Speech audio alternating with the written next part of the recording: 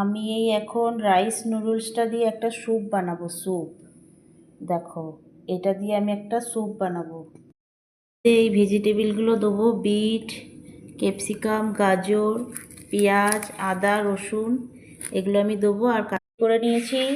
দেখো এই যে গাজর, রসুন, পেঁয়াজ, লঙ্কা, ক্যাপসিকাম, আদা, বিট পুরো আমি রেডি করে নিয়েছি। দেখো জল বসিয়ে দিয়েছি, আর আমি জলের মধ্যে এগুলো সব দিয়ে দেবো সেদ্ধ হওয়ার জন্য। সিদ্ধ হবে। একটু নুন দেব, ফুটুক। এই যে ঢাকা দিয়ে দিলাম।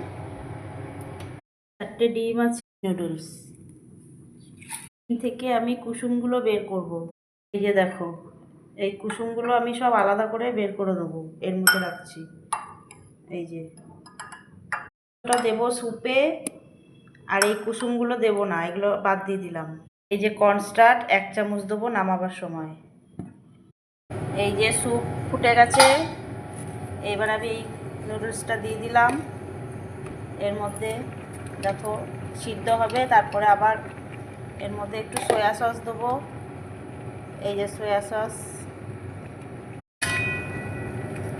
একটু সিদ্ধ হবে, তারপর আমি কর্নস্টার্চ আর ডিমটা দিয়ে নামিয়ে দেবো। এই যে স্যুপ রেডি। এবার আমি ডিমটা দিয়ে দেবো, আর যেই কর্নফ্লেক্সটা গুলেছিলাম, এই যে কর্নফ্লেক্সটা একটু দেবো, তাহলে গ্রেভি হবে।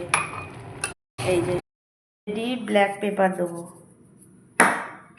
স্যুপ দেখো রেডি রেডি রেডি।